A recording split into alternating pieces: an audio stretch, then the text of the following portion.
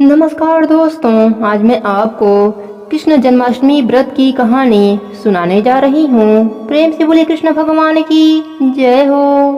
पुराणों के अनुसार जन्माष्टमी का व्रत करने से 1 करोड़ एकादशियों के व्रत करने इतना फल होता है। कहा जाता है कि जन्माष्टमी का व्रत करने से 7 जन्मों के पापों से छुटकारा मिल जाता है और जो मनुष्य हर साल जन्म उत्सव मनाता है, कृष्ण कथाओं का श्रवण करता है, वह आरोग्य तथा सौभाग्य को प्राप्त करता हुआ अंत में वैकुंठ को जाता है। तो आइए सुनते हैं कृष्ण जन्माष्टमी की पौराणिक कथा। एक बार दैत्यों के अत्याचार से पीड़ित होकर पृथ्वी ब्रह्मा जी के पास गई। पृथ्वी की व्यथा को सुनकर ब्रह्मा जी पृथ्वी के उद्धार के लिए देवताओं को साथ लेकर भगवान विष्णु के पास गए और जाकर पृथ्वी की व्यथा विष्णु भगवान को सुनाई।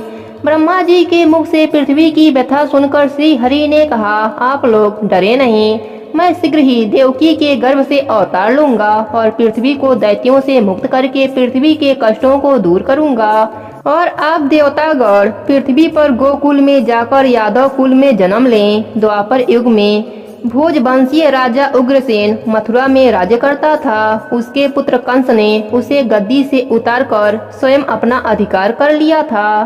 कंस महा अत्याचारी और पापी था। कंस की एक बहन थी देवकी, जिसका विवाह यदुवंशी वासुदेव जी से हुआ था। कंस अपनी बहन को ससुराल छोड़ने जा रहा था कि तभी भविष्यवाणी हुई कि जिस बहन से तू इतना प्यार करता है, इसी के गर्भ में तेरा काल छिपा है और इसी की 8वीं संतान तेरा वध करेगा। कंस ने अपने बहन को मारना चाहा, लेकिन वासुदेव ने कहा कि वह देवकी को न मारे। देवकी के गर्भ से जन्म लेने वाली संतान को लाकर वह कंस को दे देगा। कंस ने दोनों को कारागार में डाल दिया और समय समय पर पैदा होने वाली 7 संतानों का कंस ने वध कर दिया।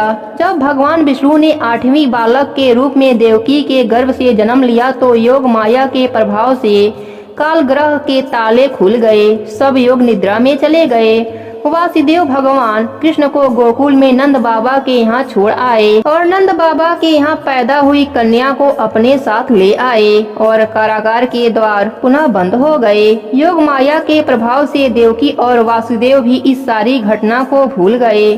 कंस को जब पता चला कि देवकी की 8वीं संतान कन्या हुई है तो वह उसे भी मारने पहुँचा। जैसे ही कंस ने कन्या को मारने के लिए धरती पर पटका, वह हाथ से छूटकर आकाश में चली गई और बोली, मुझे क्या मारता है? तुझे मारने वाला तो गोकुल में जन्म ले चुका है, जो कि शीघ्र ही तेरा अंत करेगा। गोकुल में नंद जी के घर पर भगवान कृष्ण का लालन पालन बड़े ही चाव से किया गया। जब भगवान श्री कृष्ण कुछ बड़े हुए तो उन्होंने कंस का वध कर धरती को भार मुक्त किया और अपने माता देवकी वासुदेव को कंस के कारागार से छुड़ाया। मथुरा वासियों ने भगवान श्री कृष्ण से प्रार्थना की, हे प्रभु, आपने हमारी रक्षा की, हम आपको बारंबार नमस्कार करते हैं। भगवान श्री कृष्ण ने उनकी भक्ति, श्रद्धा और आत्मीयता को देखकर उन्हें आशीर्वाद देते हुए अनेक प्रकार के वर प्रदान किए। प्रेम से बोलिए कृष्ण भगवान की जय हो। भगवान कृष्ण को पाना है तो राधे राधे बोलना पड़ेगा और राधा रानी की कथा भी सुननी पड़ेगी। तो आइए सुनते हैं राधा रानी की कहानी। प्रेम से बोलिए राधा रानी की जय हो, कृष्ण भगवान की जय हो। बात द्वापर युग की है। भगवान श्री कृष्ण की लीला काल का समय था। गोकुल में एक मोर रहता था। वह नित्य प्रति भगवान के लीलाओं को देखता और प्रभु की कृपा पाना चाहता था। वह मोर भगवान के द्वार पर जाकर डेरा डाल लिया और भगवान के नाम का रट लगाने लगा। जब भी भगवान भीतर बाहर आते जाते मोर गोविंद गोविंद गोपाल गोपाल रटता रहता है। ऐसे ही करते करते साल बीत गए, परंतु भगवान का ध्यान उस पर नहीं गया। एक दिन वह काफी निराश हो गया और रोने लगा। उसी समय वहाँ से एक मैना उड़ती हुई जा रही थी कि उसकी नजर उस रोते हुए मोर पर पड़ी। वह उसके पास आई और मोर से रोने का कारण पूछा। मैना ने कहा, मैं बहुत हैरान हूँ कि भगवान कृष्ण के द्वार पर कोई रो रहा है। मोर ने कहा कि मैं पिछले 1 साल से इस छलिए के द्वार पर बैठा हूँ। मैं इनकी कृपा दृष्टि चाहता हूँ, पर इन्होंने मुझे एक बार भी नहीं देखा, इसलिए आज निराश होकर मेरी आंखों से अश्रु निकल आए। मैना ने कहा, तुम चिंता मत करो, मैं श्री राधे जी के बरसाने से आ रही हूँ। वह बड़ी ही दयालु हैं, तुम मेरे साथ बरसाना चलो, वे तुम पर अवश्य ही कृपा दृष्टि करेंगे। दोनों बरसाना की ओर उड़ चले। राधा रानी के द्वार पहुँचते ही मैना ने राधे राधे बोलना शुरू कर दिया, परंतु मोर वह तो राधे रानी के द्वार पर भी पहुंचकर अपने प्रिय को नहीं भूल पाया और वहां भी बोला, हे गोविंद, हे गोपाला। मोर के मुख से गोविंद का नाम सुनते ही राधा रानी दौड़ी आई और मोर को अपने हृदय से लगा लिया और पूछा, हे मोर, तू कहाँ से आया है? तब मोर बोला, जय हो राधा रानी की। आज तक सुना था कि आप करुणामयी हो, परंतु आज देख भी लिया।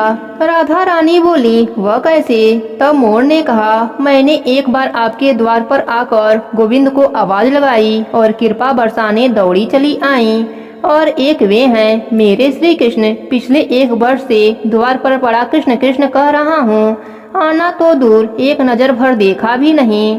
तब राधा रानी ने कहा, अरे नहीं, मेरे कृष्णा ऐसे नहीं हैं। अब तुम जाओ और जाकर फिर से उनके द्वार पर आवाज लगाओ, परंतु इस बार राधे राधे बोलना।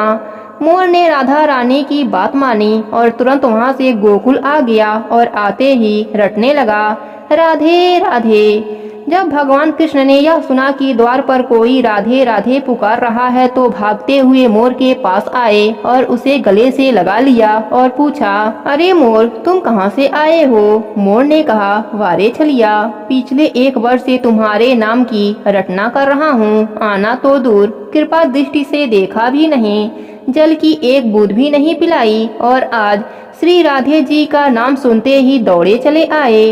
भगवान श्री कृष्ण बोले, अरे मोर, बातों में मत उलझाओ, पूरी बात बताओ। तब मोर ने कहा, पिछले काफी समय से आपके द्वार पर खड़ा आपके नाम का रट लगा रहा हूँ, किंतु आपने कोई ध्यान नहीं दिया, तो मैं बरसाने श्री जी के धाम चला गया। और इस तरह मोर ने सारा वृतांत भगवान को सुना दिया।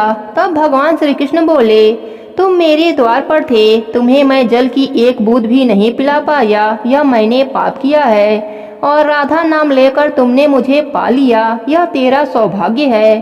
तेरे मुख से राधा नाम निकला, तू बड़ा बड़भागी है। इसलिए मैं तुम्हें यह वरदान देता हूँ कि जब तक यह सृष्टि रहेगी, तेरा पंख सदैव मेरे शीश पर विराजमान रहेगा, और जो भी भक्त राधा का नाम लेगा वह सदैव मेरे शीश पर रहेगा, मेरी कृपा का पात्र रहेगा। प्रेम से बोले कृष्ण भगवान की जय हो, राधा रानी की जय हो। वृंदावन में एक संत रहते थे। वह श्रीमद् भागवत गीता में बहुत श्रद्धा रखते थे। वह बड़े ही नियम से भागवत गीता के एक अध्याय का रोज पाठ करते और उसे श्री कृष्ण की प्रेम का राधा रानी को अर्पित कर देते थे। वह घर में ही रहा करते थे, कहीं भी आते जाते नहीं थे। वह या तो भागवत गीता का पाठ करते या राधा रानी के नाम के माला फेरते। संत के कुछ भक्त थे जो रोज उनकी झोपड़ी में ही भोजन दे जाते। इस तरह उनका गुजारा चल रहा था। ऐसे ही कई वर्ष बीत गए, पर एक दिन भी ऐसा नहीं था कि राधा रानी को भागवत गीता का पाठ नहीं सुनाया हो। धीरे धीरे वह संत बूढ़े होने लगे, आंखों की रोशनी कम होने लगी। एक दिन पाठ करते समय उन्हें अक्षर धुंधला दिखाई देने लगा, फिर तो दिखना और भी कम हो गया। अब उन्हें कष्ट हुआ, यह सोचकर कि अब पाठ कैसे करेंगे। वह रोने लगे। आंखों की रोशनी जाने का गम नहीं था, उन्हें इस बात का अफसोस था कि राधा रानी को भागवत कैसे पढ़कर सुनाऊंगा।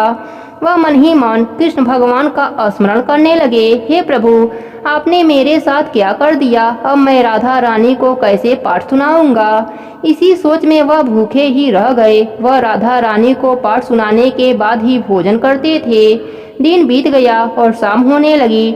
तभी उनके द्वार पर किसी ने दस्तक दी। आंखों की रोशनी कम होने के कारण उन्हें धुंधला दिख रहा था। वह किसी तरह द्वार पर पहुँचे और पूछा, कौन है? बाहर से एक बालक की आवाज आई। वह उनके लिए भोजन लेकर आया था। संत ने कहा, जब तक मेरा नियम पूरा नहीं होगा खाना नहीं खाऊंगा। वह बालक बोला, यह आपका कैसा नियम है? बालक की पूछते ही उन्हें लगा मानो उनकी पीड़ा बांटने वाला कोई मिल गया हो। उन्होंने बालक को अपने भागवत गीता के पाठ के नियम के बारे में बताया। उन्होंने कहा, आंखों से कुछ दिखाई नहीं पड़ रहा है, इसलिए मैंने पाठ नहीं किया और मैं भोजन भी नहीं करूंगा। यह कहकर वह दुख से रोने लगे। बालक ने कहा, आंखें चली गई इसीलिए आप दुखी हैं? संत ने जवाब दिया, नहीं, मैं आंखों के लिए नहीं बल्कि यह सोचकर परेशान हूँ कि राधा रानी को पाठ कैसे सुनाऊंगा। बालक ने कहा, बाबा मैं थोड़ी देर में आता हूँ। यह कहकर वह चला गया, पर कुछ ही देर में हाथों में पट्टी लिए लौट आया और बाबा को पट्टी देकर बोला, इसे आप अपने आंखों पर बांध लो। संत को पट्टी पकड़ा कर वह बालक फिर से चला गया। बाबा दुखी मन से अंदर जाकर भूखे प्यासे जमीन पर लेट गए। उन्होंने सोचा, जरूर किसी वैद्यराज का लड़का होगा। उसने आंखों का इलाज करने के लिए कुछ औषधि पट्टी में लगाई होगी। यह सोचकर उन्होंने आंखों पर पट्टी बांध ली और सो गए। दूसरे दिन प्रातःकाल जब वह सोकर उठे, उन्हें सब कुछ साफ साफ दिखाई पड़ रहा था। संत की खुशी का ठिकाना न रहा। उन्होंने पट्टी को देखना चाहा कि इसमें क्या दवाई लगाई थी जिससे मेरी दृष्टि वापस लौट आई। उन्होंने देखा पट्टी में राधा रानी का नाम लिखा हुआ था। यह देखकर खुशी से संत के आंखों में आंसू आ गए। उन्होंने कहा, राधा रानी आपकी महिमा अपरंपार है। श्लोक सुनने में आपको भी अच्छा लगता है। यह कहकर वह उठे और नहा धोकर भागवत गीता का पाठ करने बैठ गए। आज उनकी बाड़ी में नया जोश था, क्योंकि स्वयं बाके बिहारी कृष्ण भगवान और राधा रानी ने उन्हें दृष्टि प्रदान की थी। तो देखा दोस्तों, सच्ची भक्ति का फल, सच्ची भक्ति से सब कुछ मिल जाता है। प्रेम से बोले राधा रानी की जय हो, कृष्ण भगवान की जय हो। बरसाना गांव में एक बुढ़िया माई रहती थी। उनका कोई नहीं था, बस इधर उधर से गुजारा बसर हो जाती थी, लेकिन वह कभी भी खुद को अकेला नहीं समझती थी। उनके लिए तो उनकी लाडली श्री राधे ही सब कुछ थीं। हर समय जीभा पर एक ही नाम रहता था, मेरी राधे मेरी लाडली। गांव की सभी महिलाएं दूध दही की मटकियां भरकर हाट बाजार में बेचने जाती थीं, लेकिन उससे पहले वह लाडली के महल के सीढ़ियों का दर्शन करने जाती थीं। लेकिन मैया के पास तो न दूध था न दही, लेकिन मन में चाह रहती कि मैं भी इन सब के साथ श्री जी के महल की सीढ़ियों का दर्शन करूं। एक दिन जब बुढ़िया माई को रुका नहीं गया, तब बुढ़िया माई खाली मटकी लेकर उन सब के साथ चल पड़ी। जब गांव के औरतों ने पूछा, मैया इस मटकी में आज क्या लेकर आई हैं? तब मैया झूठ ही कह दिया कि इसमें तो शहद है। मैया जब सबके साथ श्री जी के महल के सीढ़ियों पर पहुंची तो मैया को ऐसा लगा कि जैसे उनको आज वह सब कुछ मिल गया है, जिसकी उन्होंने कभी भी कल्पना नहीं की थी। बस मुख से एक ही नाम रटे जा रही थी, मेरी लाडली श्री राधे। जब यही सिलसिला कुछ दिनों तक चलता रहा तो गांव के कुछ लोग जो हाट में थे, उन्होंने मैया से पूछा कि मैया मटकी में क्या बेच रही हो? मैया ने बताया, शहद है इसमें। जब किसी ने मैया से शहद देने को कहा तो मैया ने झूठ मूठ के एक पत्ते पर मटकी से शहद निकालकर दे दिया। यह देखकर उसने सोचा कि मैया वृद्ध हो गई हैं, इसलिए दिमाग में कुछ कमी आ गई है, इसलिए उसने भी झूठ मूठ के पैसे दे दिए। लेकिन जैसे उसने उस पत्ते से खाली अंगुली जीभ पर रखी तो उसे अद्भुत मिठास खुशबू वाले शहद का स्वाद जीभ पर आया। फिर उसने 2-3 बार ऐसे ही किया। उसे हर बार ही वही शहद का स्वाद जीभा पर आया, लेकिन पत्ते पर कुछ नहीं था। उसने देखा तो मैया की मटकी भी खाली थी। यह बात धीरे धीरे पूरे गांव में फैल गई। अब तो मैया के पास भीड़ लगी रहती उस शहद के स्वाद के लिए। सब यही कहते कि मैया के पास जादू की मटकी है जिसमें अद्भुत शहद निकलता है। गांव का एक मस्तीखोर लड़का, जिसे एक शरारत सूझी कि यह जादुई मटकी तो मेरे पास होनी चाहिए, यह बुढ़िया माई के पास क्या करेगा। मैं इससे बहुत पैसा कमाऊंगा। एक दिन उसने मैया के घर चुपके से प्रवेश किया और मटकी चोरी करके ले आया और लाकर जब उसने यह देखने के लिए मटकी के अंदर क्या है उसने उसमें झांका तो उसमें से ढेर सारी मधुमक्खियां निकलकर उस पर चिपक गईं। उसके सारे शरीर को काट डाला और पूरा शरीर सूज गया और दर्द से तड़पने लगा। जब यह कृत्य उसकी माँ को पता चला तो वह सब समझ गई। उसने कहा कि यह मटकी तेरे लिए नहीं है, यह तो उस मैया के प्रेम की भाव का है जो राधे नाम की मिठास से भरी हुई है। जा और वापस उस मैया को देकर आ। उधर जब मैया की मटकी चोरी हो गई तो मैया का रो रो कर बुरा हाल हो गया कि मैं अपने लाडो के पास कैसे जाऊंगी। ना खाया ना कुछ पिया। लड़का मटकी लेकर आया और हाथ जोड़कर उसने उस अपराध की माफी मांगी, लेकिन मैया तो मटकी देखकर ही बहुत खुश हुई और उसे क्षमा करके ढेर सारा आशीर्वाद भी दिया। अब तो गांव में सबको पता चल गया कि यह मटकी मैया के प्रेम भाव की मटकी है जो कि राधे नाम के मिठास से भरी हुई है। श्री राधे नाम की महिमा का तो हम वर्णन ही नहीं कर सकते। बस इतना ही कहेंगे, जो राधा राधा रटते हैं वह प्रिया शरण में रहते हैं। करती हैं कृपा वृषभानु सुता वही महल बुलाए जाते हैं। दरबार में राधा रानी के दुख दर्द मिटाए जाते हैं। दुनिया के सताए लोग यहाँ सीने से लगाए जाते हैं। प्रेम से बोलिए राधे राधे। एक संत बरसाना में रहते थे और हर रोज सुबह उठकर यमुना जी में स्नान करके राधा जी के दर्शन करने जाया करते थे। यह नियम हर रोज का था। जब तक राधा रानी जी के दर्शन नहीं कर लेते तब तक जल भी ग्रहण नहीं करते।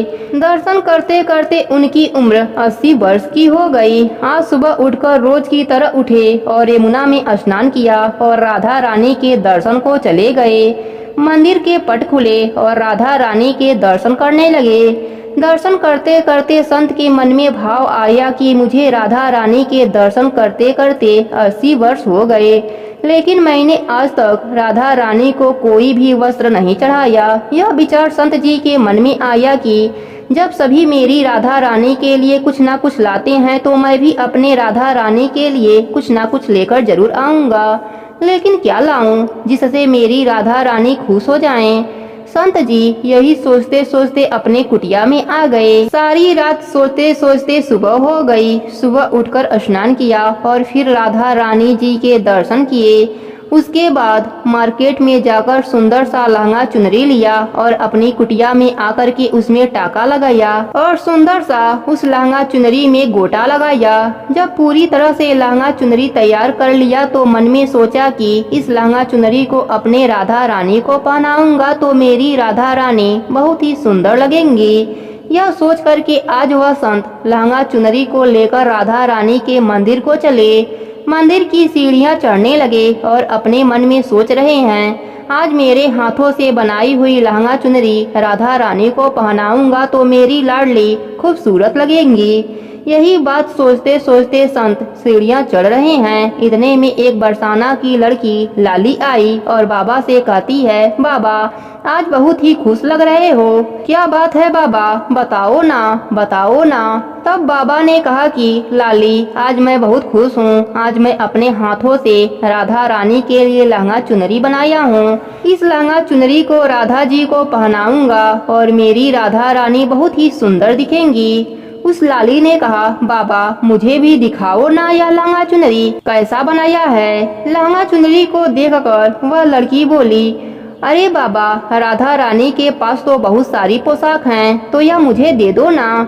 तो संत बोले, बेटी तुमको मैं दूसरी बाजार से दिलवा दूंगा, यह तो मैं अपने हाथों से सजाकर राधा रानी के लिए ले जा रहा हूँ, तुमको दूसरा दिलवा दूंगा। लेकिन उस छोटी सी बालिका ने उस महात्मा का दुपट्टा पकड़ लिया, बाबा यह मुझे दे दो ना। पर संत भी जिद करने लगे कि दूसरा दिलवा दूंगा या नहीं दूंगा। लेकिन वह बच्ची भी इतनी तेज थी कि संत से छुड़ाकर लहंगा चुनरी को लेकर भाग गई।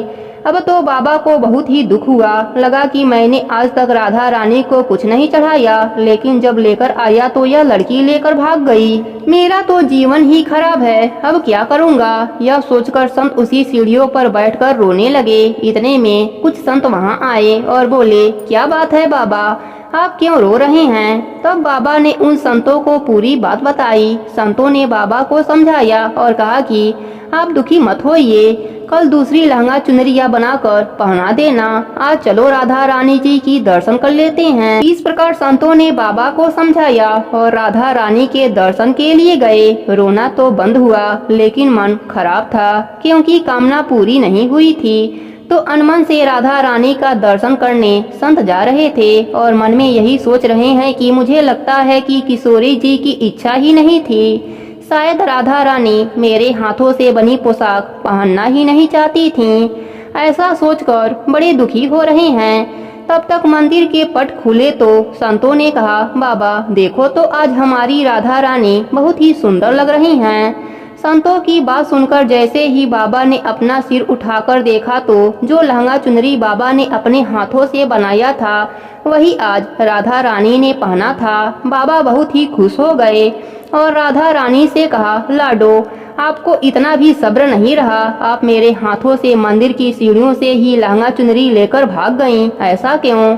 राधा रानी ने कहा, बाबा आपके भाव को देखकर मुझसे रहा नहीं गया और यह केवल पोशाक नहीं है, इसमें आपका प्रेम है, इसलिए मैं खुद आकर आपसे लहंगा चुनरी छीनकर भाग गई। इतना सुनकर के बाबा भाव विभोर हो गए और बाबा ने उसी समय किशोरी जी का धन्यवाद किया।